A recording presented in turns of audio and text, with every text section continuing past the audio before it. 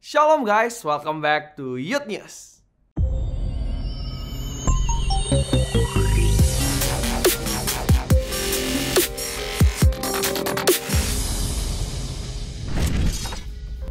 Bagi teman-teman yang minggu depan ingin melakukan ibadah secara onsite, jangan lupa untuk melakukan seat booking di NDC Apps.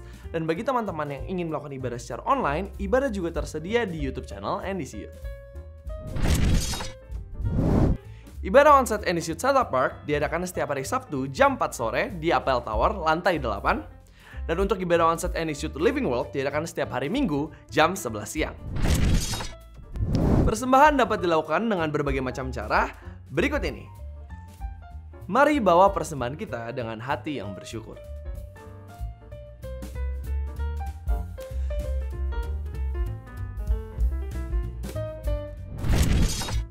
Sekian Youth News minggu ini. Stay safe and God bless you.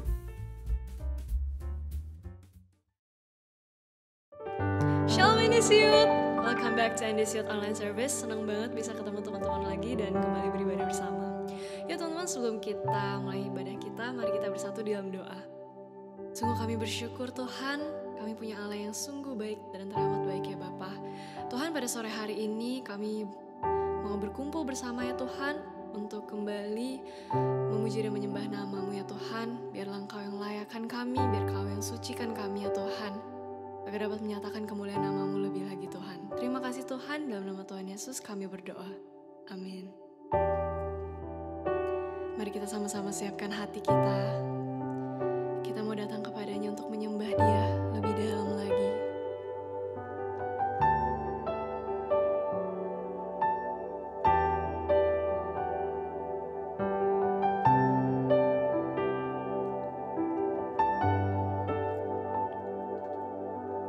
Come on, let's sing this together. Can go back to the beginning, can control what tomorrow will bring, but I know here in the middle is the place where you promised to be.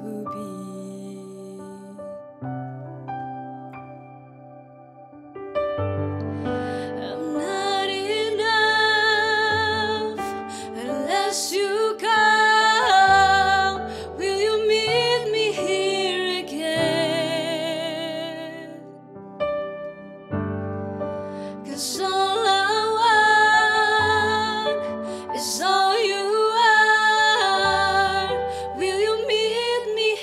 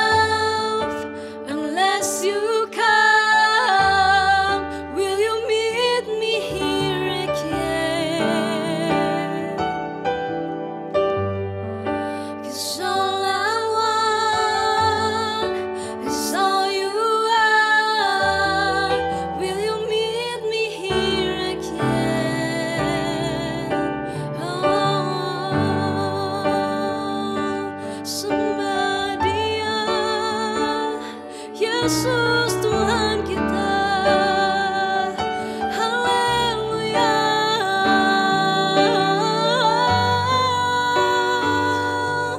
We worship you, Lord. We worship your name. It's all about you.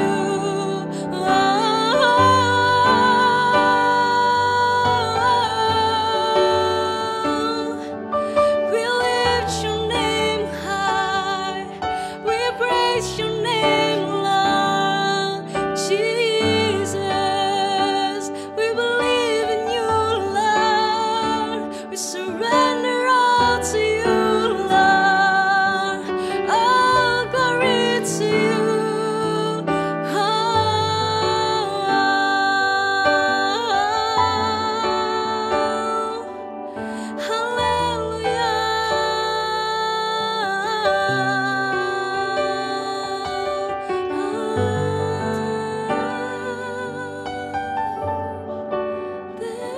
Thank you, Lord.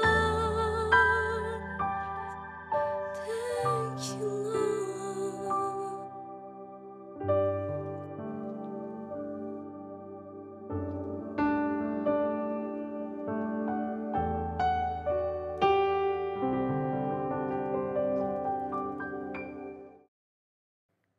Terima kasih Tuhan, pada hari ini kami semua berkumpul bersama untuk mendengarkan firman Tuhan pada hari ini.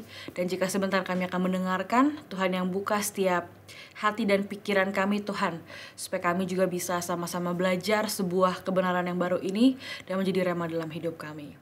Thank you Lord, semua yang percaya untuk mendengarkan, kita sama-sama katakan amin. Hey guys, are you ready untuk dengar firman Tuhan pada hari ini? Karena tema bulan ini aku mau bilang ke kalian semua, it's funny and complicated at the same time. Ya kan, tema kita Entrusted Family pada bulan ini. Dan kenapa aku bilang funny and complicated at the same time? Karena kita ngebahas keluarga guys. And when it comes to family, kadang mungkin terasa lucu karena kita semua bisa relate ketika membahas firman tentang keluarga. Kita semua punya joke masing-masing lah ketika membahas orang tua kita, membahas saudara kita, joke-joke keluarga, atau mungkin manis pahitnya dalam keluarga. Kan tiap keluarga beda-beda ya, mungkin kita bisa relate dengan hal itu. Dan at the same time Alkitab juga cukup punya bahan yang banyak untuk kita bahas soal keluarga. It's funny at the same time, tapi at the same time juga aku bilang complicated. Karena sama seperti bisa jadi itu hal yang lucu, tapi bisa jadi juga some of you find it difficult to talk about your family. I know some of you yang bener-bener literally pengen muntah, pengen mual ketika denger atau baca kartu Mother's Day atau lihat postingan di Instagram soal Father's Day. Aku tahu beberapa temen aku yang bener-bener literally mual dan gak enak badan gitu ketika dengar kata-kata itu, karena mereka punya hubungan yang complicated dengan orang tua mereka. Dan it's hard to say about that gitu loh, karena pada saat yang sama sebenarnya orang tua kita adalah gift dari Tuhan sebagai orang yang membimbing kita di dunia ini. Tapi some of you mungkin, I'm so sorry, find it difficult to talk about them. Teman-teman aku juga ada yang kayak gitu, and it's okay. Minggu lalu juga Pastor Jeremy udah sharing soal memang keluarga gak ada yang sempurna. Keluarga adalah gift dari Tuhan. Sekarang terserah kita, it's up to us mau menghadapinya dan menyikapinya seperti apa. Karena bagaimanapun juga kita keluarga and kita bonded by blood. Dan ya aku mau sharingin hari ini tidak kalah lucu dan complicated juga, yaitu My Bro and Sis. Bisa kalian lihat dari judul di thumbnail di video ini. Aku mau ngomongin soal hubungan saudara, bro and sis. It's really funny lagi, tuh kan masih lucu lagi, karena ya kita semua kalau ngomongin bro and sis juga kita akan ketawa. Kita mungkin ada cerita lucu, mungkin ada cerita sebel, banyak banget. It's very funny, it's very complicated lah soal siblings kan. Aku juga punya satu kakak laki-laki. Dan kalau dibilang hubungannya kayak apa kalian? Ya I will say mirip-mirip lah sama kita semua yang punya saudara gitu. Kalau mau pakai istilah dari zaman dulu nih, dari Yunani, mereka menyebutnya tuh namanya twin flames. Apa itu twin flames? Kan kita pikir kalau soal puisi-puisi cinta dan hubungan itu kan yang paling sering kita dengar soulmate ya, soulmate gitu. Pasangan hidup belahan jiwa yang terhilang gitu loh. Tapi mereka punya term yang lucu menurut aku, namanya twin flames. Untuk yang nggak pernah dengar, apa itu twin flames? Ini istilah dari Yunani ya, dari zaman dulu, Greek stuff gitu. Mereka bilang kalau twin flames itu adalah hubungan antara dua orang yang justru mereka tuh terlalu mengenal each other, terlalu sama. Jadi dalam banyak hal mereka bisa banget relate.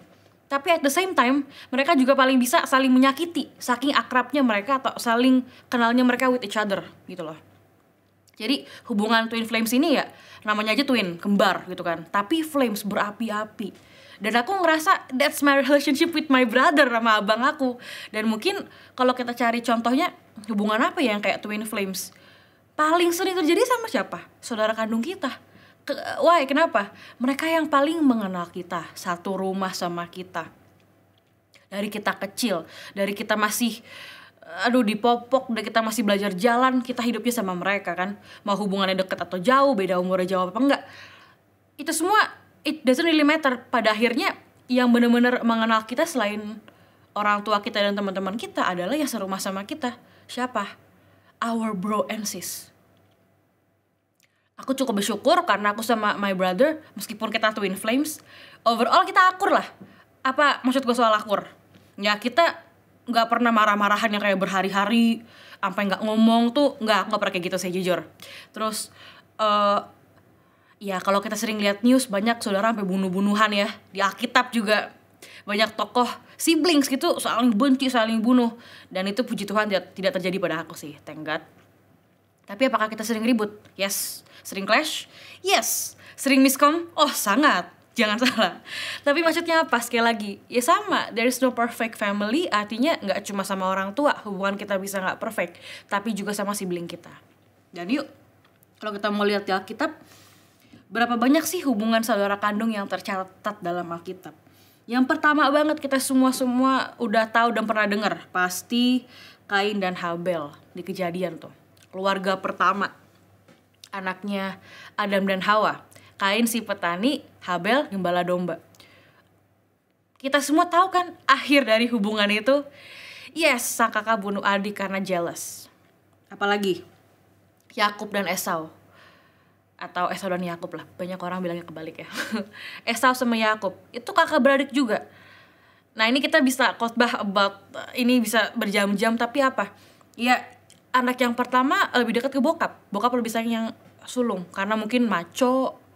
Kan kita kalau baca di Alkitab, Esau itu anak pertama yang difavoritkan sama bapaknya. Kenapa?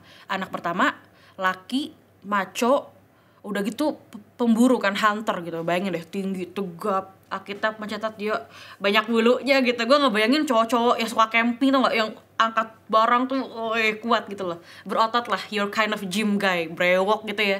Bayangin dia. Sementara adiknya Yakub itu lebih mamas boy. Baca di Alkitab, kalau Yakub dekatnya sama mamanya. Dia suka bantu di rumah, dia mungkin bersih, nggak jenggotan, jagonya masak, mamas boy banget gitu loh. Dan kedua saudara ini sebenarnya akur-akur aja, tapi suatu hari ya itu Yakub mencuri hak sulungnya Esau. Ini long story lagi dan akhirnya mereka berantem bertahun-tahun, saling mau membunuh gitu kan. Tapi kita juga mendengar yang lebih ekstrim, yaitu Yusuf dan ke-11 saudara-saudaranya. Yusuf favoritnya bapaknya. Nih makanya nih ya, kalau ada orang tua yang mendengar aku pengen ngomong, don't play favorites too much gitu loh. Jangan terlalu kelihatan favorit. Ini menciptakan benci dan iri hati di antara anak-anaknya gitu loh. Mungkin ada dari kalian yang relate soal favoritism ini. Ya, kalian tahu ya. Tapi ada juga yang akur. Kita lihat di cerita Musa dan Harun. Keren banget ketika Tuhan memanggil Musa untuk membebaskan bangsa Israel dari Mesir. Musa ini gagap teman-teman, dan dia gak bisa berbicara dengan baik gitu. Bayangin gak, lu harus jadi leader dari bangsa yang besar tapi lu gak pinter ngomong. Nah, Tuhan kirimin Harun jadi juru bicaranya kan. keren banget. Juga Marta, Maria, dan Lazarus. I could go on with this list, tapi gak ada gunanya. Karena sebenarnya, ya kalau kita lihat kiri kanan juga, banyak saudara yang akur, banyak yang gak akur. Tapi apa yang bisa kita pelajari dari hal ini? Aku mau bilang, seharusnya, aku ngomongin seharusnya, supposed to be ya, bukan yang kita lagi alamin. Seharusnya, blueprintnya Tuhan soal hubungan saudara itu adalah sebuah hubungan yang indah. Aku gak tahu hubungan kalian sama siblings kalian gimana, kakak dan adik kalian gimana, tapi sebenarnya kalau kita lihat blueprintnya, kita dikasih sama Tuhan tuh sahabat sehidup semati loh. Dengan kita punya adik yang tumbuh sama kita, kakak yang tumbuh sama kita, karena kita serumah, kita sama-sama anak, harusnya itu menjadi friendship yang menyenangkan. Bayangin gak?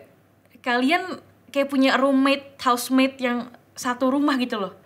Tinggalnya bareng, kompak bareng. Harusnya itu menjadi hubungan yang indah. Kenapa aku bisa ngomong kayak gitu? Karena Tuhan pun di banyak ayat di Alkitab berfirmannya tuh, hendaklah kamu mengasihi sebagai saudara, seperti saudara. Sekarang kita gak bisa ngerti cara mengasihi orang, karena kalau contohnya seperti saudara, tapi kita sebel banget sama saudara kita. I wanna kill my brother, I wanna kill my sister. Kita sebel. Gue kalau inget adik gue tuh aduh, cici gue tuh, koko gue tuh, jadi aku ngerti ketika kita, yuk mari kita mengasihi sebagai saudara. Terus kita ingat saudara kita di rumah. Oh my Lord. Tapi apa kata firman Tuhan? Yuk kita buka dulu deh ayat firman Tuhannya ya. Di Roma 12 ayat yang ke-10. Rasul Paulus yang bilang nih, hendaklah kamu saling mengasihi sebagai saudara dan saling mendahului dalam memberi hormat. Saling mengasihi sebagai saudara. Jadi ibaratnya nih, patokan kita nih mengasihi orang lain dan punya hubungan yang penuh damai harus seperti hubungan kita sama saudara kita. Tapi sulit banget ketika kita bahkan sebel sama saudara kita dan kita gak akur. Akhirnya kita seringkali konflik kan di otak kita gitu loh. Mengasihi seperti apa? Like you love your bro and sis, tapi gue hate my bro and sis misalnya. Sulit. Dan bahkan bisa jadi kita lebih deket dan lebih baik sama teman-teman kita, saudara kita, dibandingkan sama saudara kandung kita. Tapi sulit bicara ya. Aku juga tahu kok beberapa orang yang sama pacarnya baik banget, tasnya dibawain. Kalau jalan sama teman-temannya tuh bisa gentle banget. Tapi kalau jalan sama adenya, sama cicinya, boro-boro. Karena gue mikir juga, ini orangnya sama atau enggak ya? Is it the same person? Kok beda banget ketika sama siblingnya gitu loh. Harusnya kan malah kebalik ya. Kita sama saudara kandung kita lebih gitu dibandingin ke orang lain. Nah, terus apalagi nih? Ada juga di Filipi 4 ayat yang ke-1. Karena itu saudara-saudara yang kukasihi dan yang kurindukan, sukacitaku dan mahkotaku, berdirilah juga dengan teguh dalam Tuhan. Hai saudaraku yang kekasih. Oke, meskipun perintah Tuhan untuk mengasihi setiap anggota keluarga udah jelas ya, tapi pertikaian antara saudara seringkali tidak bisa terhindarkan, oke? Karena kita juga lihat perselisihan antara Kain dan Habel, Yakub dan Esau. Tapi sekarang kalau gitu, apa yang bisa kita lakukan dong untuk bisa menjadi member keluarga atau sibling yang lebih baik dan saling mengasihi? Yang pertama, ya kita harus kembali ke standarnya Tuhan. Poin 1, kita harus mengasihi saudara kita sesuai dengan apa yang telah Yesus ajarkan. Nggak gampang ya. Dalam 1 Yohanes 4 ayat yang ke-7 sampai ke-8. Saudara-saudaraku yang kekasih, marilah kita saling mengasihi, sebab kasih itu berasal dari Allah. Dan setiap orang yang mengasihi lahir dari Allah dan mengenal Allah. Barang siapa tidak mengasihi, ia tidak mengenal Allah, sebab Allah adalah kasih. Kasih, mengasihi. Tapi kalau di satu sisi kita lihat, kita bisa baik sama saudara kita, atau orang tua kita, bahkan orang-orang yang kita gak selalu suka, atau mungkin mereka agak jahat sama kita. Disitulah sebenarnya kalian menang, kalian keren. Kenapa? Ya kalau lu mau bete-betein orang yang jahat sama lu, ya semua orang juga bisa. Ketika kita bisa memilih untuk ya udah, ini standarnya Tuhan, I'm gonna be the bigger person gitu loh. Itu sebenarnya keren banget dan orang bisa ngelihat kok. Kan orang tahu how you treat each other gitu loh. Mungkin lu punya adik yang nyebelin banget, suka merintah-merintah lu kakaknya malah lu diperbudak adik lu misalnya. Nah itu kan orang ngelihat, oh ya udah Koko jemput, Cici anterin, Cici temenin, Koko kan bantuin. Pelan-pelan your little sibling akan melihat itu, orang akan melihat itu, orang tuamu akan melihat itu, dan belajar untuk appreciate itu. Kalau enggak, at least God knows yang Tuhan melihat. Salut buat kalian yang mau antar jemput your sibling, dalam tanda kutip mungkin dijadiin supir, dan mungkin your sibling juga mintanya rese, cepetan anterin gue, nggak ada ngomong makasih, nggak ada ngomong apa. Tapi itu yang menjadikan kita saudara nggak sih? Siapa yang kalau mau pulang ke rumah telepon dulu orang rumah, mau dibawain makan apa? Mereka nitip-nitip seenaknya, kita datang duit kagak diganti, nggak ditanyain berapa duit, kadang kagak dimakan, boro-boro bilang makasih, pengen lu lempar tuh makanan. Kadang-kadang nih keluarga gue nggak ada tau terima kasih gitu, mungkin. Tapi at the same time, ya dia udah berpikir deket kali, makanya no need to say thank you, no need to say sorry. Aku pernah nonton adegan di Crazy Rich Asian. Suatu hari ada oma yang nemenin cucunya ke pernikahan karena cucunya habis ribut sama suaminya. Jadi dia sendirian, dia nemenin amanya gitu. Dia bilang saya thank you ama udah temenin aku. Amanya ngomong, family no need to say thank you. Awalnya gue nggak setuju, enak aja no need to say thank you. Kalau gue beliin makanan buat keluarga gue ya lu bilang thank you lah. Tapi maksudnya tuh bukan literally seperti itu. Maksudnya apa? Kita udah deket banget, udah di tahap lu tau lah gue thankful, lu tau when I'm sorry. Harusnya seperti itu. Tapi tetap ya kita sebagai saudara harus saling mengasihi gitu loh. Actually Yesus pun kalau kalian baca di Matius, aku gak akan baca ini karena panjang banget. Ada momen tuh Yesus disamperin sama saudara-saudaranya, sama Maria juga. Ini untuk kalian yang bingung, kan Yesus itu lahir dari Maria kan. Tapi setelah Yesus lahir, kan Maria nikah sama Yusuf. Mereka pun punya real children. Jadi siblingsnya Yesus gitu loh. Adik-adiknya Yesus. Dan mereka datang ketika Yesus lagi berkhotbah, lagi pelayanan. Dan tuh dikasih tahu tuh, Yesus nih datang nih, your siblings gitu. Saudara-saudaramu datang. Dan Yesus bilang, siapa saudara-saudaraku? Siapa? Semua orang di tempat ini yang percaya kepada Bapa, melakukan kehendak Bapa adalah saudara-saudaraku. It's very deep. Apakah itu artinya Yesus bilang, siapa saudara gue? Gue gak punya saudara. Bukan, tapi maksudnya apa? Kalian semua di sini are my brothers and sisters. Gak ada yang lebih penting gitu ibaratnya. Kenapa? Kasih yang udah seharusnya buat saudara dia, tuh dia pakein untuk ke kita semua.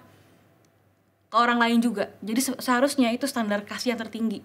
Jadi kalau kita mau belajar mengasihi seperti Tuhan, kita mengasihi seperti kita mengasihi saudara kita. Jadi kita perbaiki dulu kasih kita kepada saudara kita sebagai yang seharusnya. Oke. Yang kedua, kita harus menunjukkan kasih kita lewat perbuatan. Oke, aku tahu ini klise banget, perkataan yang sangat simple. Tapi pada akhirnya gini loh.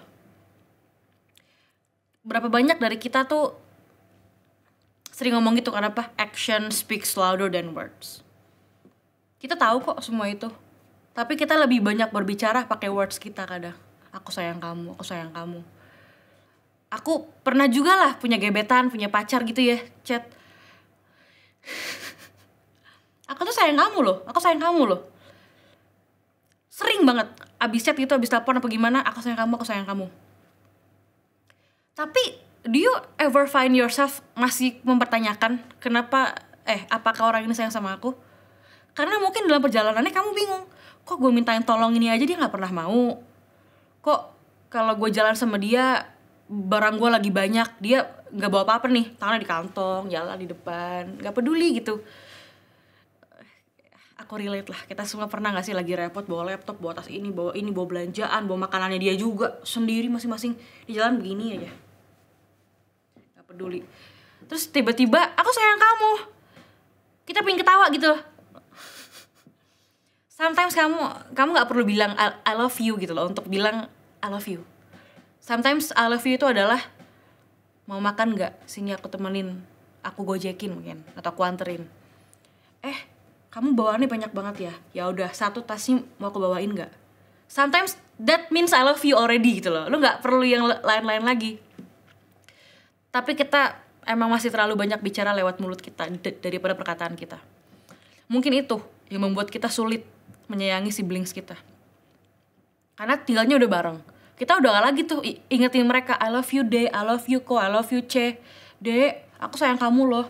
Enggak, tapi lu inget-ingetnya adalah saat mereka mungkin telat, saat mereka pinjem baju lu gak izin, saat mereka ambil makanan lu gak minta, saat mereka ambil duit dari meja lu, saat adekmu pinjem make up kamu gak nanya, saat adek kamu pinjem Air Jordan kamu terus baret-baret gak izin, ditegur marah balik. Jadi kata I love you tuh udah far from your brain gitu. Gue benci banget sama nih orang. Tapi makanya di sini kita belajar, tunjukkan lewat perbuatan kita. Just because kalian serumah bukan berarti kalian gak berkewajiban buat hormat sama mereka dan sayang sama mereka dan respect mereka. Kadang yang bikin hubungan kita hancur adalah karena kita kedekatan. Dan itu di keluarga kita. Karena udah serumah, gak ada tuh enak-enakan. Coba lu nginep di rumah temen lu, mau pinjem shampoo-nya. Akhirnya ngomong dulu kan, boleh gak aku pinjem? Oke, boleh. Makasih ya. Udah izin, dikasih bilang makasih. Ke adik kita, ke kakak kita, ke cici kita, lu lupa, kadang kita malas. Itu yang bikin kita akhirnya strain. Nah, tunjukkanlah kebaikan kita ke saudara kita. Jadi itu jadi standar yang tinggi untuk kita baik ke orang lain. Di Lukas 6 ayat yang ke-31. Dan sebagaimana kamu kehendaki supaya orang perbuat kepadamu, perbuatlah juga demikian kepada mereka. Guys, sebagai orang percaya, kita harus mengasihi sesama kita. Itu pasti, yes. Tapi ingat standarnya tuh apa? Sesama kita seperti kita mengasihi saudara kita.